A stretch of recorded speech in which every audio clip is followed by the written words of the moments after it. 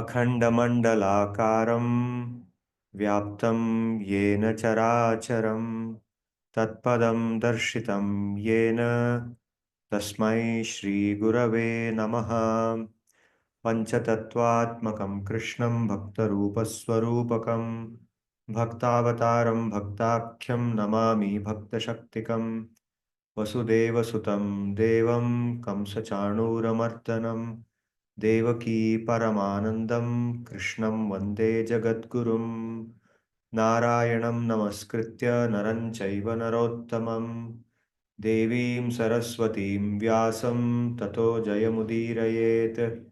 नष्टप्रायेष्वभद्रेषु नित्यं भागवत सेवया भगवत्युत्तमश्लोके भक्तिर्भवति नैष्टिकी। हरे कृष्ण कृष्ण कृष्ण हरे हरे, हरे राम राम राम हरे हरे। सर्वेभ्यो नमः, सर्वेषां कृते नमस्कारः। Welcome to this session. We are discussing the Bhagavad-Gita and we are also listening to Krishna Katha from Srimad Bhagavatam. We have been listening to Krishna Lila from the Dashama skandha of Bhagavatam, and in the last few sessions, we listened to the Kaliya Mardhana Lila of Krishna. Subsequent to that, we heard about the Vrindavan Leelas of Krishna, how the beautiful Vrindavan forest appeared to be very charming and attractive when Krishna was there, and how Krishna and Balaram played with the different gopas. So we listened to all this, and today we will hear more Leela of Shri Bhagavan from there.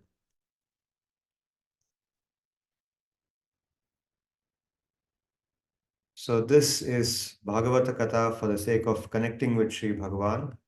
We said that in this age of Kali, spiritual progress is done by listening to the names of Bhagavan through the process of bhakti, and in that path, hearing his leelas, narrating and hearing his leela is a very powerful method because it connects us, it connects our consciousness with his consciousness and thereby purifies us. So what we were listening to earlier and where do we continue from there? Today is the leela called the Pralamba Suravadha. So we heard about how Krishna and Balaram play joyfully with the gopas, the cows and the calves in this beautiful forest of Vrindavan. One day, an asura by name Pralamba Asura, he manifests there. And what does he do? He takes the form of a gopa, a cowherd boy, and he mixes with the boys. His plan is to mix with the boys and pretend as if he is a cowherd boy, play with them, and kidnap Krishna and Balaram and take them away from there. That is his intention. Now, Sri Bhagavan, he is all knowledgeable and there is nothing that we can actually hide from him. So as soon as he manifests there, Krishna recognizes him instantly and he begins to contemplate on how to kill him, how to eliminate him. But he begins by making friendship with him. He makes friendships with him. He embraces him. Then, after some time, at Krishna's suggestion, two groups are made among the boys. And Krishna and Balaram become the leaders of either of the groups. So the children play various types of sports with each other, and in each game they play, there is a winner. One of the group wins and the other group becomes a loser. So they have a condition that the losing group members must carry the winning group members on their back. And they should go till a given spot, carrying them on the back. Okay, that is the reward for the people who are winning and the punishment for those who are losing. All done in a very friendly manner. Now they play like this for a very long time, and as they are playing different sports and running here and there, they reach a forest by name Bhandiravan. So some of the children are on Krishna's side and the others are on Balaram's side. And this asura, who has come there in the form of a gopa, he makes an assessment of whose side to be on, and he sees that Krishna is too strong for him to overcome. So he decides that I will be on Krishna's side because then I don't have to confront him. I'll have to confront the person I think is weaker, who is Balaram.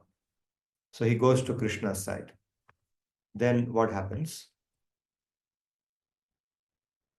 As they are playing, once Balaram's side wins, and the people on Krishna's side, like Pralamba, they have to carry the members on Balaram's side to that spot. So Krishna himself, he carries the Gopa named Sridham. Bhadrasena, one of the Gopas on Krishna's side, he carries Vrishabha, who is on Balaram's side. And Pralambasura, he carries Balaram himself. Now, Pralambasura, as he is walking forward, he does not stop at the given spot because he has found his prey. So he keeps walking, walking, walking, and he wants to carry Balaram to a point which is invisible from the Gopas. So he keeps walking. So what happens then? So Vyasdevji describes it like this. He says, Tamudwahan dharani dharendra gauravam mahasuro vigatarayo nijam vapuhu sa astitaha purata parichado babhav tadidyuman udupativad ivam budaha tamudwahan dharani dharendra gauravam mahasuro vigatarayo vijam vapuhu sa astitah purata parichado babhav tadidyutiman udupati vad ivam budaha. So he says, carrying Balaram like that, he suddenly felt that Balaram was Dharani Dharendra Gauravam. Dharani means the earth. Dharani Dharendra is a word used for the mountains. And the king of the mountains is Himalaya. So Dharani Dharaha means a mountain, that which bears the earth. And Dharendra, the king of the mountains, is the Himalayas. Gauravam means the weight. So he felt as if what he was carrying was as heavy as the Himalaya. Its weight was just like that of the Himalaya. He started feeling like that. So what happened? He became Vigata Rayaha. Vigata Rayaha means one who is devoid of his speed. Rayaha means speed or velocity. So he became devoid of that. He slowed down. That's what it means. Because suddenly what he was carrying felt extremely heavy. So he slowed down and he realized that he was no longer having his strength. His original strength was gone. Nijam vapuhu sa astitah. So when that strength was gone, the power that he had used to assume the form of a gopa, that power went away. So which means that his original form, the form of an asura, became revealed. The original form of the asura became manifested. Nijam vapuhu sa astitah.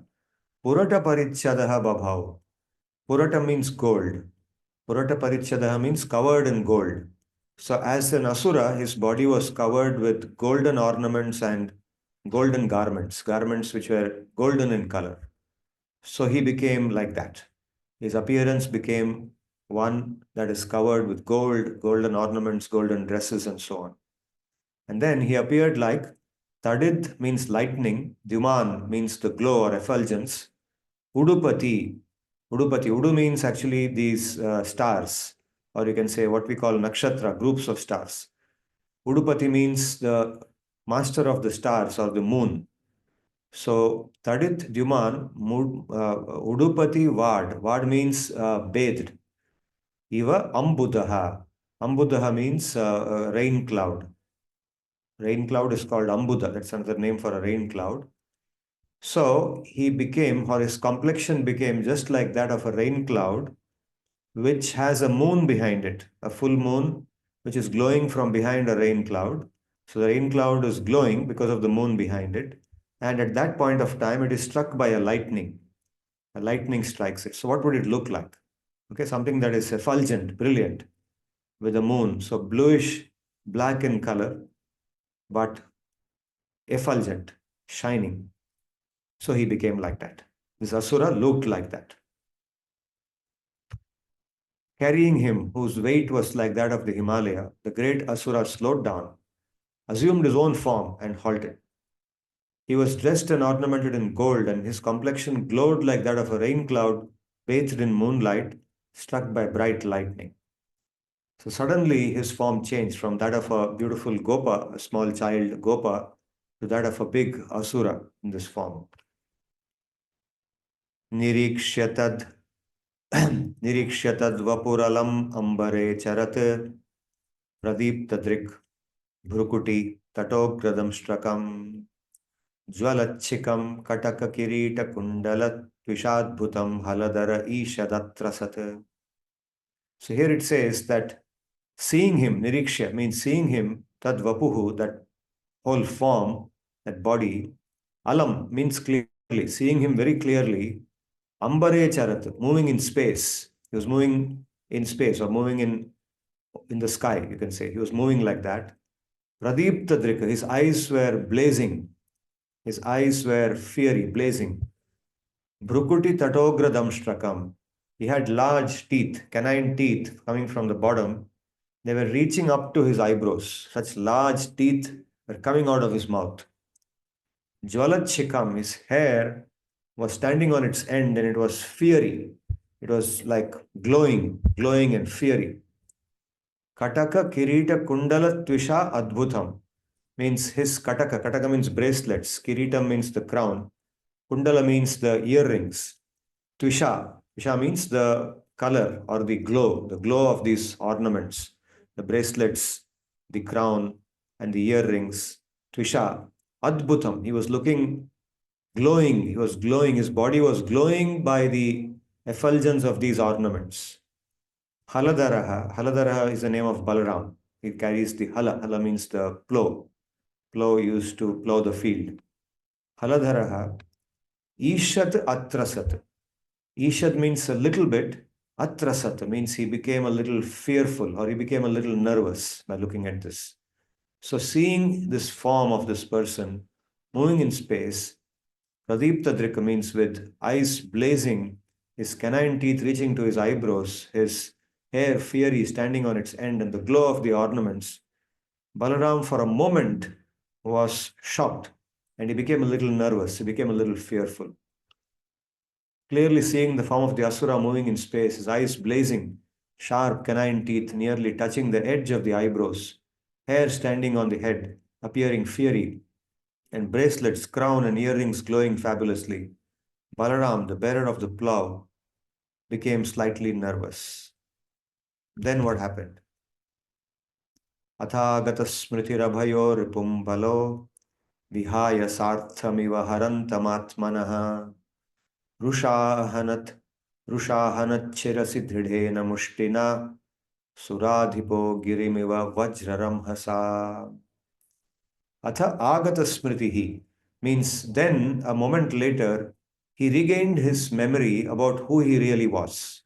After all, we know that Balaram is actually Krishna himself. Krishna in a different form is Balaram. So Krishna and Balaram are two forms of that same personality. So agata smritihi, by Krishna's grace, by Krishna's kripa, which means Krishna's kripa on himself in his own other form, Balaram regained his memory about his own identity and he became abhaya, means that little bit of nervousness that he felt for a moment was gone. And then he could clearly see that this ripuhu, this enemy, was vihayasa arthamiva harantam atmanaha. So this word vihayasa has multiple meanings. Vihayas means a bird. So vihayasa means by a bird. Artham harantamiva, as if a bird which has picked up an object and is flying away. Just like birds we see, they swoop down on something, they pick that thing up and then they fly away in space. So that's one meaning you can think. Or vihayas itself means space or the sky. And harantam atmanaha, something, atmanaha means oneself. He has taken hold of me, Balaram is seeing. He has taken hold of me and he is moving in space. He has just captured me and he is moving in space. So he could see this, right? And another meaning is that sartham, vihaya sartham iva harantam atmanaha. Vihaya means having rejected or having separated. Sartham means my companions. Having separated my companions from me, this enemy is taking me away somewhere. He could see that. So either way, you can translate these words, and all of them are meaningful. They all mean similar things. So seeing this, what did he do? Rusha ahanat shirasi dridena mushtina means with a very strong or firm fist, he gave one strong blow to the head of this asura with great anger. Rusha means in great anger, shirasi head. Dridena means with a very firm or strong, mushtina with a fist. With his fist, he gave him a very strong blow on the head. Just like Suradhipaha. Suradhipaha means the king of the gods, the king of the devas. Who? Indra. Girim iva vajra ramhasa. How he, with his thunderbolt, very forcefully, he hits a mountain. How Indra very forcefully with his thunderbolt hits a mountain. In the same way, Balaram with his fist very forcefully hit the head of the asura. Thereafter, remembering his own identity, Balaram became fearless and understood that the enemy was trying to take him away from his Gopa friends, or moving in the space after snatching a desired object. With anger, he struck the head of the asura with his fist, just like Indra, the king of the Devas, forcefully strikes a mountain. Suradhipaha. Here, this word Suradhipaha means Suranam Adhipaha, the king of the Devas, Indra. Girim eva vajra ramhasa. Girim, the mountain. Vajra, thunderbolt. Ramhasa means with great force. Just like Indra forcefully strikes a mountain with his thunderbolt. Then what happened? Sa ahata sapadi vishirnamastako mukhad vaman rudhiram apasmrito surah maharavam vyasurapatat samirayan girir yatha magavata ayudhahataha. Again, the same metaphor of Indra striking the mountain is used, the same way that it is described in the last shloka. It says this asura ahataha, struck by Balaram in this manner. Sapadi means instantly. Vishirna mastakaha, his head was shattered to pieces.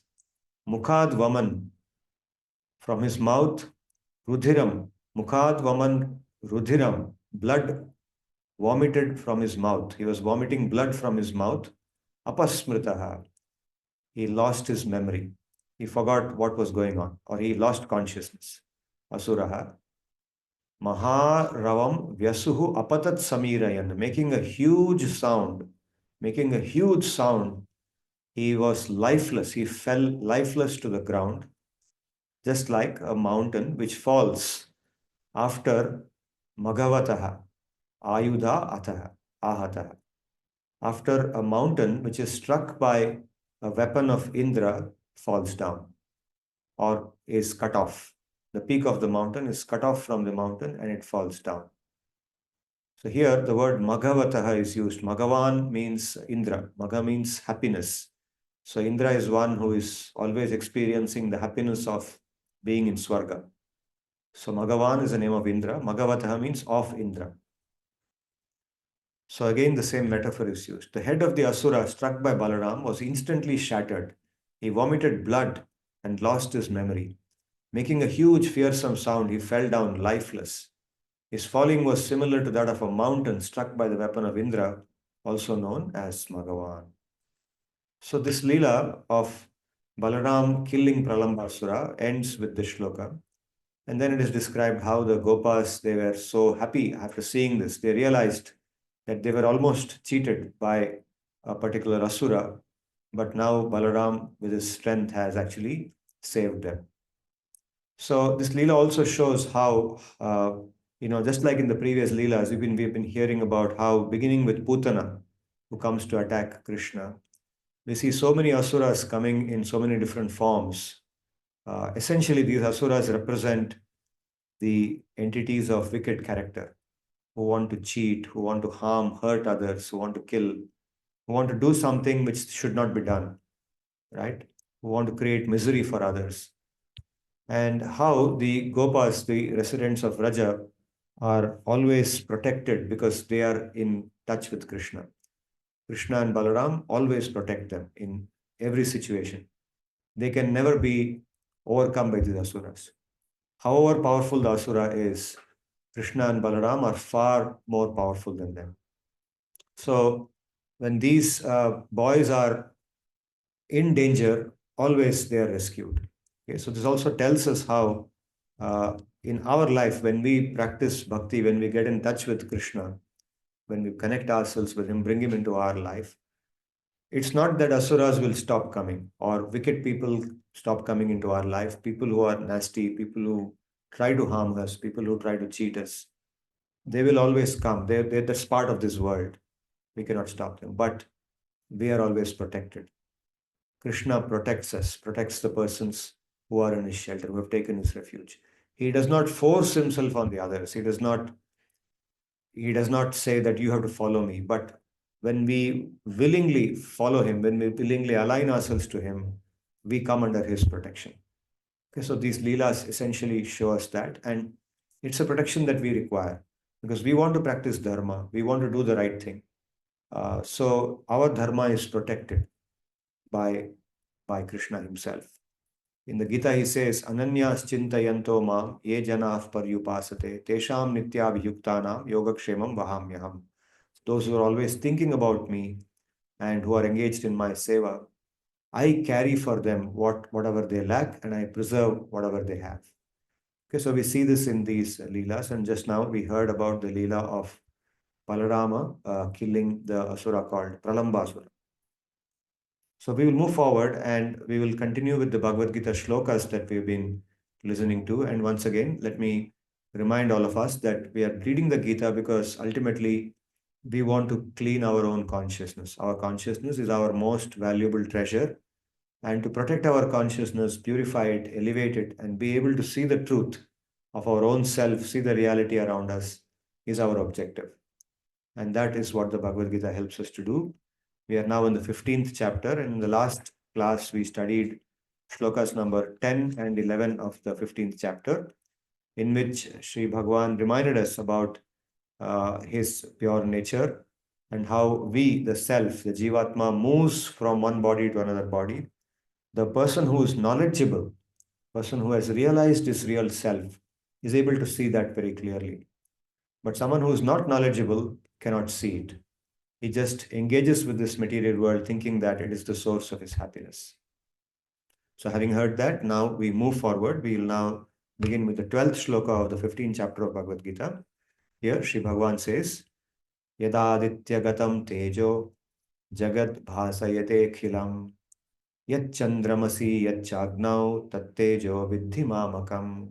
So in these four shlokas, Sri Bhagavan tells us about how he takes different forms in this universe. He comes into this universe and benefits the Jivatma. Because just now, until this point, he has spoken about the Jivatma and the Prakriti. And now he tells about himself, how he comes in and he protects, he gives protection, he gives energy, and he sustains this universe. So he says, Yat Aditya Gatam Tejaha. Aditya Gatam, that which is present in the sun. Aditya means the sun. That which is present in the sun, the Teja, the illumination, the light or the heat. You say heat and light both can be referred to by the word Teja or Tejas. So, Yat Aditya Gatam Tejaha, the radiance of the sun, Jagat Bhasayate Akhilam, which lights up this entire universe. Yat Chandramasi, Yatcha Agnav. Similarly, the radiance which is present in the moon, that which is present in fire. Tat Tejo, that radiance, Vidhi Mamakam. Know that radiance to be mine. It's actually coming from me. These objects are not self-luminous. They are actually illuminous because of borrowing my luminescence. I am the one who is giving them the light and the heat, and they are then lighting up. And through them, I light up this universe. I give the energy through them for all the living beings to sustain themselves, for all the activities to happen, both for the people who are doing bad things and for the people who are doing dharma, the good things. For both of these categories of people, it is my radiance which is coming to you or coming to them through these objects, like the sun, the moon, and fire and so on. Know that the sun's radiance, which lights up the entire universe, as well as the radiance of the moon and of fire, are all mine. Gamavishya cha bhutani dharayamyaham ojasa pushnami cha aushadhihi pushnami cha aushadhi sarvaha somo bhutva rasatmakaha. Says Gam Avishya. Ga refers to the earth, Mother Earth. Gam. Actually, the word is go. The original word is go. It's a okaranta shabda in Sanskrit. So gauhu, gavo, gavaha. So one meaning is the what we call the cow, right, or the bull. They call it go. Another meaning of the word go um, is earth, is the prithvi, earth on which we live, right? So gauhu, gavo, gavaha, gam, gavo, gaha. So this is dvitiya vibhakti. The word becomes gam. I enter the earth. I enter prithvi. Gam avishya. Cha bhutani dharayami aham ojasa. By my ojas means my shakti, my different energies. By my energies, I sustain dharayami. I sustain all the living beings. The word dharayami comes from the dhatu dhr, same dhatu from which the word dharma comes. Okay, so dharma actually means that which sustains. Dharayami, I sustain all the living beings through my energies. Pushnami cha aushadhihi sarvaha. Pushnami cha aushadhihi sarvaha. I nourish. Pushnami means I nourish. The aushadhihi, all the medicinal plants. Aushadhihi means all the herbs and the medicinal plants. Sarvaha. Somo bhutva rasatmakaha. By becoming the moon. You see, the moonlight, the light of the moon is actually very nourishing for various types of herbs and medicinal plants. Okay, in fact, there is a particular kind of cultivation called moonlight cultivation. And that is done to try to maximize or try to harness the moonlight and its benefit on the plants in a very optimal manner. So harvesting at the right on the right the tithi means the phase of the moon. Harvesting on the right tithis, planting the crop at the right tithis so that the moonlight falls in a correct manner on those plants is a practice in some places. So moonlight gives a certain kind of taste and essence into plants, and the plants are nourished by moonlight. So it is explained here how he is the one who actually becomes this. He becomes the moonlight and the moon through which the plants are nourished. So gamavishya cha bhutani dharayamyaham ojasa pushnami chaushadhi sarvaha somo bhutva rasatmakaha. I enter the earth and sustain the living beings by my energy. I become the moon, which is endowed with nourishing essence, and nourish all the plants and the herbs. Aham Vaishvanaro Bhutva Praninam Dehamashritah Pranapana Samayuktaha Pachamyannam Chaturvidham. So Aham Vaishvanara, I become Vaishvanara. Vaishvanara means the Agni in our stomach. You see, Agni, or you can say the power of digestion. We said it is likened to an Agni or a fire. And so that fire of digestion is me. He says, Aham Vaishvanara Bhutva, becoming that prana of that fire of digestion, Praninam Deham Ashritaha, residing in the bodies of all the living beings, Pranapana Samayuktaha, endowed or in conjunction with the prana and apana. So the 5 pranas, the different airs, prana, apana, samana, vyana, udana. Particularly prana and apana, they play a role in the digestion of the food. Pachami annam chaturvidham. I digest the food that the living beings eat of 4 types. Chaturvidham annam. So food actually is categorized into 4 types. We'll just see what those 4 types are. It says the 4 types are bhakshya, also called as charvya, bhojya, lehya, and chushya. So what do they mean? Bhakshya or charvya means food which is eaten after mastication. Certain types of food, we chew the food first and then we eat it. Certain types of food we don't eat without mastication. Okay, then bhojya is referring to food which is eaten without much mastication. Food which is soft, Like, for example, something like you can say soft rice, like khichdi, for example. We may not chew it much. We put it in the mouth, we may roll it in the mouth a few times and then we swallow it. But something which is like, let's say, idli, okay, or dosa, then we may chew on it for some time, or something even a little harder. We may chew on that food for some time to make it softer and then we swallow it. So bhakshya, bhojya, lehya means that which is licked, right? So in Sanskrit, there is a dhatu lich dhatu. So lich in Sanskrit, in English becomes lick. So you see the similarity. The lick word in English comes from the Sanskrit dhatu lich. And this lich transforms into various forms. And one of the forms is lehyam. Lehyam means that which is licked. So lehya is food which is licked up. Okay, so different types of chutney, maybe certain types of foods are we eat by licking and eating. Okay. Then chushya. Chushya means that which is eaten by sucking. We suck on that thing and we eat it, or we consume it after sucking. Okay, maybe certain types of juicy fruits. Okay, let's say very juicy mango. We may make a small hole in that mango and then suck the juice of the mango out of that mango, right? So sucking. So food which is chewed and masticated, food which is not masticated much but just rolled in the mouth and then swallowed, and food which is licked up and eaten, and then food which is sucked and eaten.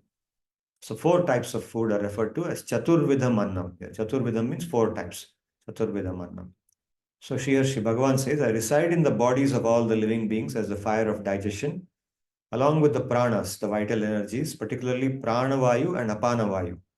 Okay. With these two vayus, I digest these four types of food. So in this way, he helps us. So you can see how in the last three shlokas, he has told us about how he comes into this universe in his energy forms, in different forms of energy, as the radiance of the sun, the moon, and the fire, as the moonlight, as the energies present on this earth which sustain us in different ways, and as the fire of digestion in particular, which is the source of all the energy which comes from the food. So in this way, he benefits the living beings. And after saying this, he says, Sarvasya chaham hridi sannivishto mattasmritirjnanam apohanam cha vedaischa sarvaihi ahameva vedyaha vedanta veda videva chaham. Sarvasya cha aham hridi sannivishtaha. Sarvasya means all the living beings, cha aham, I, in the heart, sannivishtaha, I reside. I reside in the hearts of all the living beings. Okay, actually, in Vedanta, we also hear that he resides in the Jivatma. The Jivatma is in the heart region. It sits in the place where the heart is located. Okay, that's where physically, if you want to map the Jivatma, although we say the Jivatma is not in space at all, but if you want to map it to some part of the human body which is in the space, then it would be the heart in the body. So the Shri Bhagavan is also present with the Jivatma in the heart of the body. Sarvasya chaham hridi sannivishtaha, and situated in the heart, what does he do? Mattaha, from me, smritihi means memory or remembrance, memory. Jnanam, knowledge. And apohanam means the loss of memory and knowledge. Apohanam means forgetfulness or the loss of memory, the loss of knowledge. So knowledge, smritihi, jnanam, knowledge, memory, smritihi, jnanam, knowledge, and apohanam, forgetfulness. All the three of them come from him. So situated in the heart, sarvasya chaham hridi sannivishtaha, mattaha, from me come memory, knowledge, and forgetfulness, the loss of memory and knowledge. All three of them come from me. Vedaischa sarvaihi, from all the Vedas, by all the Vedas, ahameva vedyaha, it is I who am to be known. Okay, what is the purpose of all the Vedas? The purpose of all the Vedas is to know me, he says. It is to know Sri Bhagavan, to know Krishna. So all the Vedas, they say so many different things, but what is the real purpose behind them? To know me, to know Krishna, to know Bhagavan. And then he says, Vedanta Krita, I am the doer, or I am the writer of the Vedanta. I am the creator of the Vedanta. So we attribute Vedanta to Vyasadeva, Vedavyasji, who is considered the Acharya of Vedanta. And Vyasadeva ji is understood to be Sri Krishna himself. He is Krishna in his Shaktiavesh avatar. So Vedanta Krit, I am the doer of the Vedanta. I am Vedavit, he says. Vedanta Krit, Vedavit. Vedavit means one who knows the Vedas, who thoroughly knows the Vedas. In fact, nobody knows the Vedas as well as he knows. He is the source of the Veda. Or rather, you can say, he is the one who is known through the Veda. The Veda by themselves are not created by anybody. They, just like Sri Bhagavan is Apaurushaya, he is Anadi. Similarly, the Vedas are also Apaurushaya or Anadi. So, who knows them perfectly? Sri Bhagavan knows them perfectly. Nobody else knows them like the way he knows them. So, Vedavit, Vedanta Krita, Vedavit eva cha aham. I am both the creator of the Vedanta and the knower of the Veda, he says. So, Sarvasya chaham hridi sannivishtaha matta smritirjnanamapohanam cha Vedaischa sarvair ahameva vedyo Vedanta krit vedavideva chaham. This is a very famous shloka in the Gita, and it means I am situated in the hearts of all the living beings. Memory and knowledge, as well as their laws, come from me. Through all the Vedas, it is I only who am to be known. I am the compiler of the Vedanta, and I am the knower of the Veda. So, with these words, Sri Bhagavan makes us aware about his nature. Just like earlier, he has told us about his different energies, how he manifests in the 10th chapter, his Aishwarya, how he is present in every aspect of this universe in different ways. And by looking at them, we ought to remember him. Right? For example, you go to a mountain, you look at the beauty of that mountain, it is so tall, it's so huge. And immediately you remember that, yes, it is actually Bhagavan's form. He has come to me in this form now. So everywhere we see something, we remember that this is a manifestation of Bhagavan.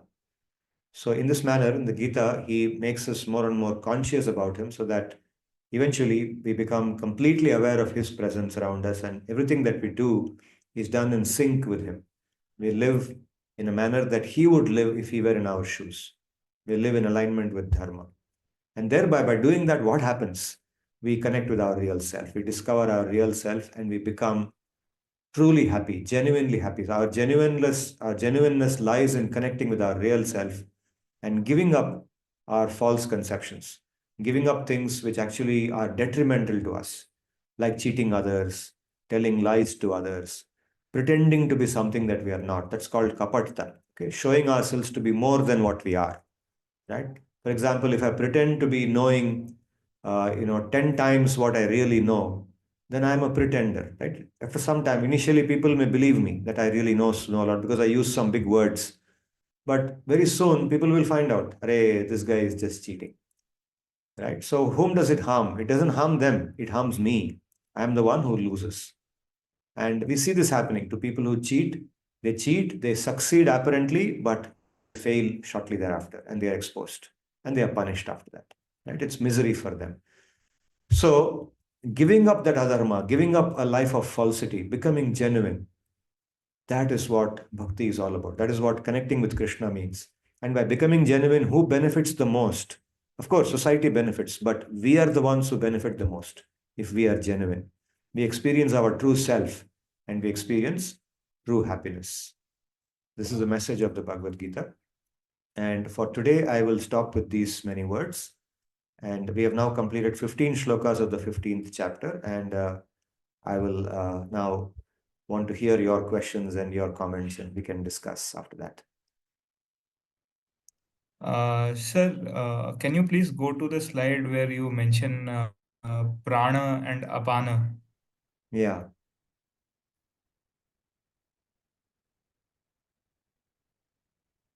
Yes, so sir, I don't remember exactly, but either before having food or maybe in some fire sacrifices, I have heard some shlokas multiple times, like pranaya swaha, apanaya swaha, and Mm. then a few others which follow. And you Mm. also talked about four or five entities, vital energies. So can you elaborate more on that?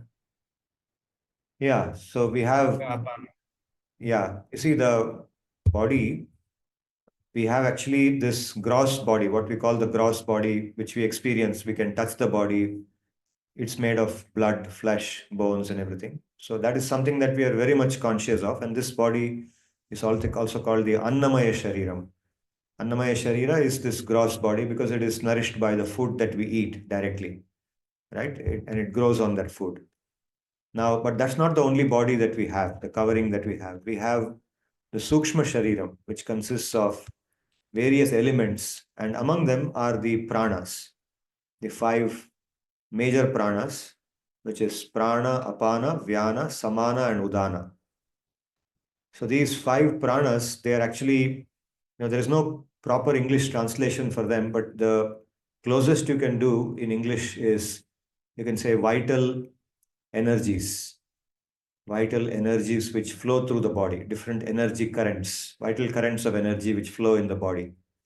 And if these energy currents are flowing properly through our body, they are a part of our subtle body, but when they move through this gross body in a proper manner, in the way they should, then the gross body functions properly. All the functions of the gross body, like digestion, respiration, the blood circulation, the excretion of waste, the nervous system, the central nervous system, the carrying of the nervous signals up and down, coordination, memory, everything works properly if the pranas flow properly in the body. And in the Yoga Shastra, we hear about pranayam, right? Pranayam is done. Why is it done? It is done because to bring all the pranas to their proper form, to ensure that all the pranas are flowing properly. And when all the pranas flow properly, then the body feels very healthy. It feels very energetic, light, energetic, very, very much in control, very much, you can say the vitality is very high. So that is the reason for pranayam. So that's what the pranas here refer to. These five pranas have different functions through which they keep us happy and alive. At the point of death, what happens when there is death? It's the gross body which dies. The pranas and the other subtle aspects, which are part of the linga shariram, the subtle body, like the mind, the ahankara, mana, buddhi, ahankara, and the pranas, they all move away from the gross body along with the jivatma. They go with the jivatma to the next body. They are not discarded. Are you following? Yes, sir. Yes, sir. Yes, sir. Got it. Thank you, sir. So here he is only referring to the function of digestion. Other functions also, all the functions in the body are actually done by the prana. The prana is involved in all the functions in the body. So one more point I can add here No, is sir, that, no question from my side. Thank you, sir. okay. So a point I can add here is that the pranas remain with the jivatma in the samsara until the point of mukti. As the jivatma goes from one body to another body, the prana goes with the jivatma. So even though the stula shariram, the gross body is given up after every birth, after every lifetime, the gross body changes, the subtle body or the linga shariram does not change. It goes. It only transforms as the jivatma experiences different things. The mind transforms, the intelligence evolves, the ahankara changes. The prana also can change, can become better, can become more functional, etc. But the same as a set, as a collection, it moves with the jivatma from one body to another body. The indriyas, the jnanendriya, the karmendriyas, they are also part of the linga shariram. Right? They are not part of the stula shariram. The indriyas, the senses. The senses are not the gross organs. The gross organs are part of the gross body, but the senses, both the jnanendriyam and the karmendriyam, they are part of the subtle body, linga shariram. So they actually go with the jivatma from one body to another body until the point of mukti. When mukti happens, because the atma is free of all of them, the atma actually doesn't have any of them. The Atma does not need them also. In its pure condition, the Atma or each of us don't need them. But they are with us because we are in the samsara and we are attached to them. So they remain with us until we give them up at the point of mukti. At mukti, they are given up completely and we are able to function in our normal self, our full original self. That is the meaning of mukti. Yes, Sarthak. Yes, sir. Following up on this, especially what you said about retaining all of these things till mukti. So, a question on similar lines, as in we heard the narrative where we are listening to Srimad Bhagavad Katha, where we see that the jivas in the Goloka are actually full of prema. So we see that they are experiencing that love for Sri Krishna all the time. But we Yeah, also see that the love is manifested in various emotions, in affection, in anxiety for Sri Bhagavan. So yeah, when some asura attacks, so they get anxious, and they might also feel anxious about some other things. So for example, in one of the leelas you said that mother Yashoda was once with Krishna, and then she saw that the milk was boiling. So in order to, she was concerned that it should not spill over, so she moved over there to take care of the situation. So in this is the state of prema, but is there any kind of some state of samadhi or mukti wherein or in the state of jivan mukta, then you would not care about anything, as in you are residing in your own self, as in a formless or some nirgun nirakar type of state, wherein you are not concerned about what is happening outside externally. So is that some other state, as in some samadhi or something like that for a jivan mukta? see, prema that is experienced by Yashodama is of a very high nature because of the fact that she has taken refuge in Bhagavan at a very high level. Her prema is of one character, but even a person who is in the most basic form of samadhi, where he is completely detached from matter and he is meditating on Sri Bhagavan as Brahma, as that formless Brahma, which doesn't have a material form, which is pure consciousness, which is full of knowledge. Even for that Jivatma, which is like that, he experiences the most basic form of love, the most basic form of, Maitri towards all the living beings. That's also love, isn't it? The feeling of karuna, kindness, the feeling of love, the feeling of compassion, the feeling of empathy for others, right? So there is no hard-heartedness in Yes. that. There's detachment, but with love. There is compassion, there is kindness, concern. So even that yogi who is, because in whatever understanding that yogi has, some of those yogis may have the understanding that I am that Brahman. That Brahman is me, but because of Maya, I am thinking I am a different Jivatma. Okay. Even then, even in that condition, for him to become a mukta, unless he has that kind of prema, that most basic kind of prema which I just described, he will not be able to get mukti. Because the most basic requirement for getting mukti is freedom from dvesh, icha and dvesh. And as soon as that happens, the Jivatma by itself has a very natural compassion towards others. There is a natural feeling of karuna, maitri, etc. towards others. And that is experienced by that person. Then this prema Yes. is even far higher than that. Yashodama's prema is far higher than that. It's the antaranga shakti of Bhagavan. It is not present in the Jivatma by default. That antaranga shakti, when it comes to the Jivatma, then he experiences what Yashodama is experiencing. Do you see Yes, the sir. difference Sir, between while the two? Yes, sir. Sir, while I understand about the basic compassion that you said, even Sri Bhagavan lists 20 gunas in, I think, 12th or 13th chapter about what a person should have. Adambhi, you had listed all those 20 qualities.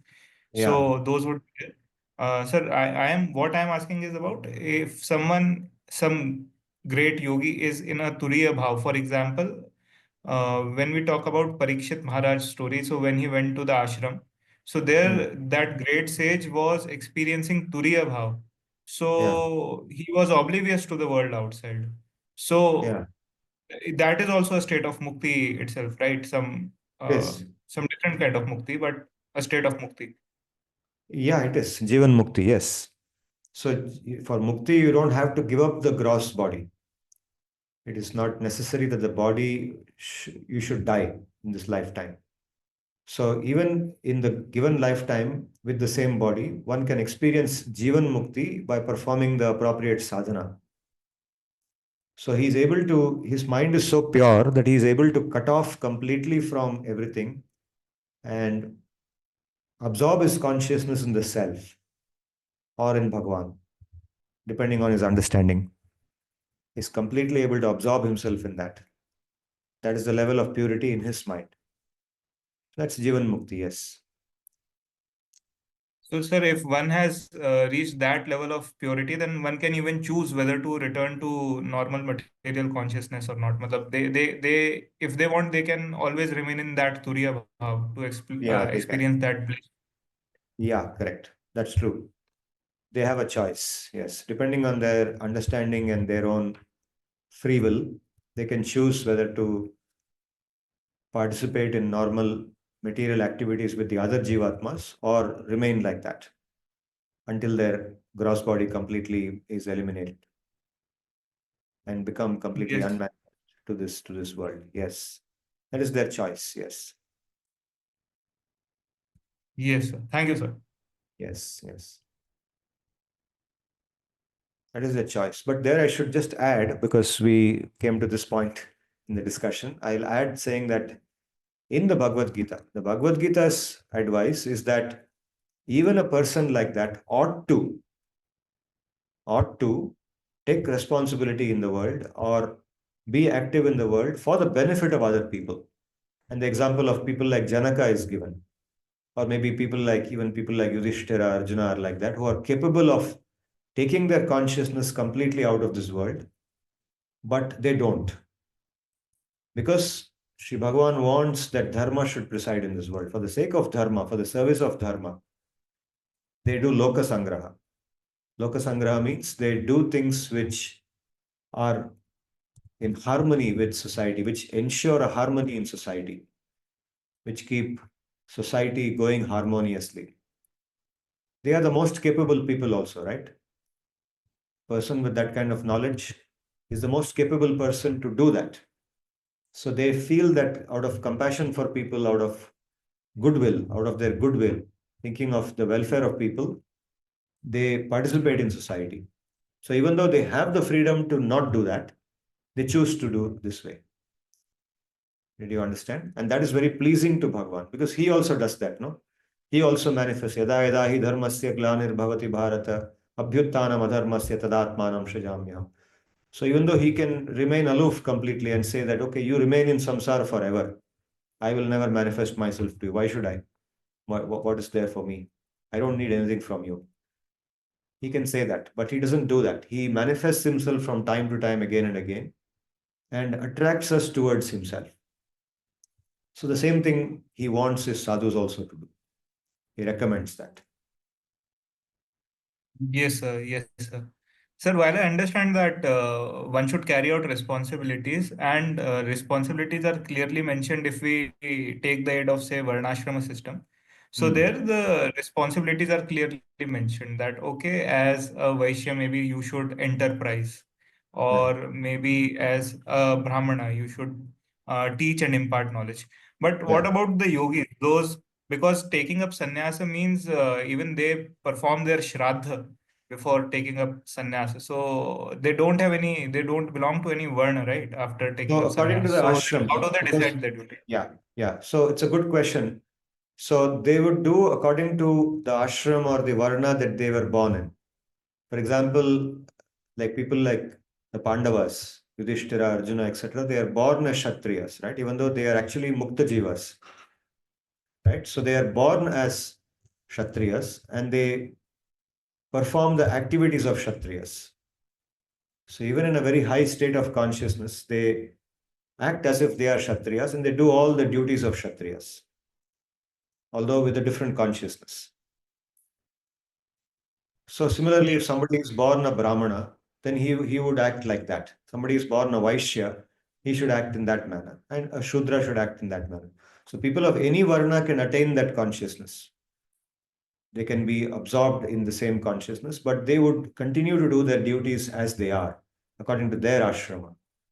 Because that is how society looks at them. Right? Society will not look at Arjuna as a Brahmana. Society will not look at somebody else as a Vaishya if he is born as a Shudra. They will look at them as they are. Correct? So they fit into that role and they would continue to do that. That way that is what is meant by being harmonious with society, right? So set an Yes, sir. example for Yes. others. Set an example for others, and people will then say, okay, see this person. He does not need to do it, but still he does it. That's an inspiration for us. So they get inspired. So they inspire people like that. Actually, as we go through these shlokas, we become more and more clear about this aspect of reality, which we are not normally exposed to in our education system, right? This is our indigenous knowledge. This knowledge has always been in our society, at least the last 5,000 years since the Gita was written. This has been taught generation after generation and has come down to us today. So this is something that our today's education system, which is completely based on what came out of the West. Okay, I'm not saying it is bad. I'm only saying it's different. But what we are having here is so distinctly different that we have knowledge of something that we would otherwise not get exposed to, and it's so beautiful. Become aware of these things, and it actually has a direct effect on the consciousness when we hear these things. Become aware of it.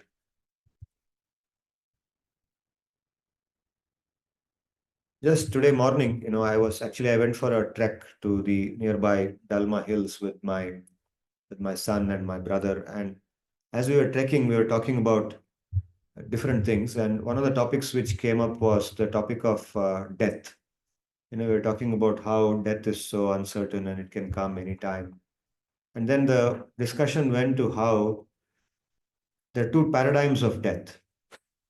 The Western paradigm and the Indian paradigm, the way we look at it as Indians traditionally, I'm saying, not the Indians of today, but how our Shastra teaches us to look at death and how the Western system looks at death. For the Western system, death is a very fearsome thing. It's something to be feared because, after all, there's only one life. Okay, we don't have permanent existence. This life, we come into existence at the beginning of this life and we go out of existence at the end of this life.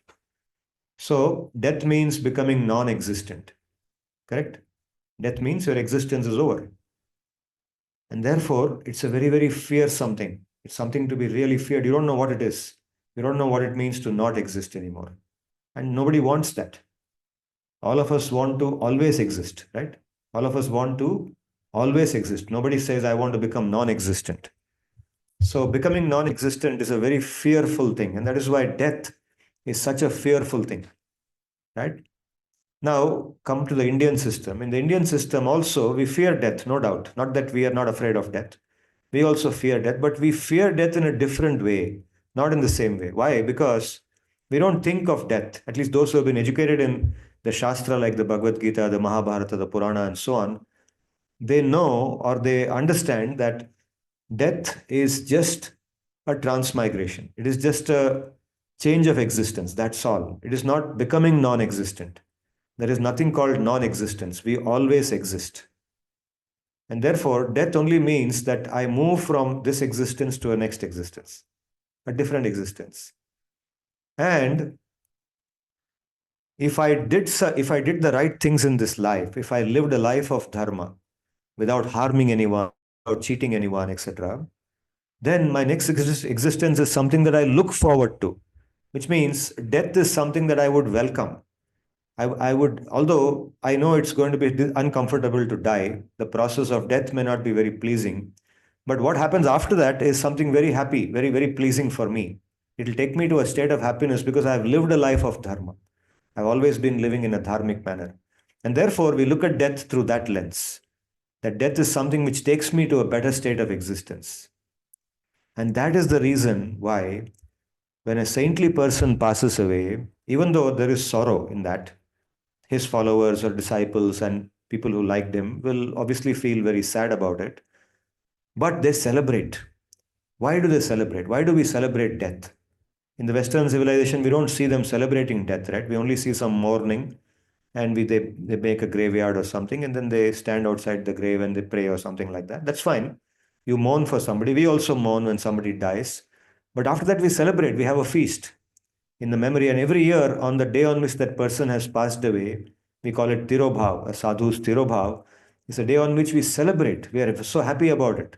So why are we happy that somebody died? We are happy because that person we know has gone to a better state of existence. We are so happy for him. We understand that that person now is no longer in the lower state of existence that we saw him in the sense the birth in which we saw him as a human being. Probably now he is with Bhagavan himself. He has the body, he has a divine body like Bhagavan has, and he is relishing his service there. So we celebrate that. So you see how the two knowledge systems have two drastically different paradigms on something very fundamental like death. Something so basic, so philosophically fundamental like death. And like this, in so many other things, our knowledge system is distinctly different, very distinctly different. And as I go through this with you, both you and I both are getting exposed to this. Isn't it? What do you think? Do you agree with me? Yes, sir. I agree, totally agree with you, sir. But the question is that the people around us are very emotionally attached to this living world. They are not able to understand the process. They have to go through the process of learning this Gita and all the Shastras very deeply. Only then they are able to assess that the right thing what you are saying right now. Even this topic was discussing with my wife and my other family members yesterday only. But they were very not able to. I was not able to convince them that this is not the right way to think about the death. They are very They were very fearful for the death. Yeah. Sir That's how Bhaskar it here, is. I think if I can add to what Sarthak is saying here, I think what also happens is, sir, is all of us have our own individual journey in this spiritual world, right? So we are at different phases of that journey, and it's not. It can happen that in a family, two or three people are at different stages of their understanding of their spirituality journey, right? True. So it is okay if somebody is not able to understand. Maybe they will understand after a few lives or after their time comes. But I think the truth does not change. Whatever is truth, it's there for all. It's just a matter of fact that who is able to appreciate the truth at this point of time versus who will be able to appreciate that truth after a few lifetimes. That's my view, sir. Absolutely. I am in sync with you. That's how it is. And because this knowledge is something that is revealed to us, it is not something that we can logically understand. See, there are different ways in which knowledge comes to us. Pratyaksha praman. Pratyaksha is what is directly cognizable through our senses, through our knowledge acquiring senses. We are able to see something, we are able to smell something, hear something. Immediately we cognize it. Then there is anumana, logic. Then there is upaman. In Nyaya Shastra, there is a particular thing called upaman or comparison, analogy. And finally, there is Shabda Praman. Shabda Praman means Aptavakyam. Aptavakyam Shabda, that which is received from a credible source. Yathartha Vakta Aptaha. A person who speaks the truth is called a Apta. And knowledge which is received from that person is knowledge which cannot be got in any other way. Like, for example, the knowledge about the Jivatma or the Paramatma, Bhagavan, as different from the body, this knowledge you can't arrive at merely by Anuman. It is something that we hear in the Veda, in the Upanishad. The Upanishad tells us this. The Bhagavad-gita tells us this. The Bhagavatam tells us this. So when we hear from there, we come to know that something exists and then we accept it on the on the strength of the credibility of that source. We say this has been actually given to us through very knowledgeable people who lived in the past.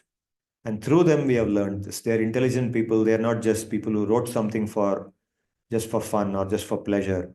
They just had some time to pass and they had nothing else to do, so they wrote all these things. No, they are people who realize this.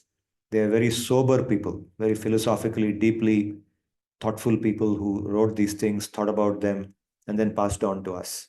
So this is revealed knowledge. It is not knowledge which is logically arrived at or knowledge which is constructed from what we perceive through our senses. Shabda. And so this knowledge cannot be easily understood by everyone. Not everyone is ready to accept it. So it will take time, like both like Puneet was saying and Bhaskar was adding to it.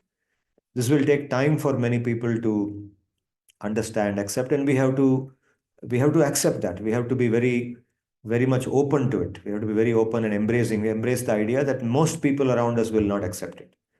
Only a few will accept, and that's fine. But we should do our best to make others aware of it as much as possible. And we can see that this not only has even those who don't or may not be willing to accept that we have multiple lifetimes. Even for them, the ethical aspects in this knowledge. For example, the Bhagavad-Gita gives us so much ethical knowledge. It tells us this is right, this is wrong, right? So even from that perspective, if we accept this knowledge, it will give us a happy lifetime. Even if we think we are going to live only one life, there's not going to be any more life. We are going to become non-existent. Even for a person who thinks like that, accepting the Bhagavad Gita and living by its principles is good enough. It's very good because they will live a life of happiness. Even in one life, it makes the person happy, even if he doesn't believe in the next life, right? So for that reason, we should spread this Gita message everywhere. We should study it ourselves, understand it thoroughly, and also share it with others in whatever way we can, in a way that they can accept, in a way that doesn't conflict with them, it doesn't clash with them. You follow?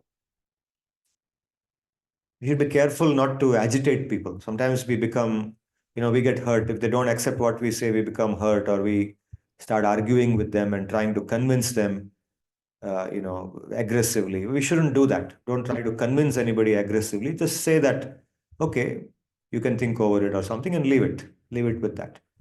Later on, like Bhaskar pointed out, maybe later on, maybe not be in the future life, maybe in this life itself, that sometime at a later age, maybe 10 years down the line, that person has matured, seeing more realities of life, and then the person is more ready to accept this.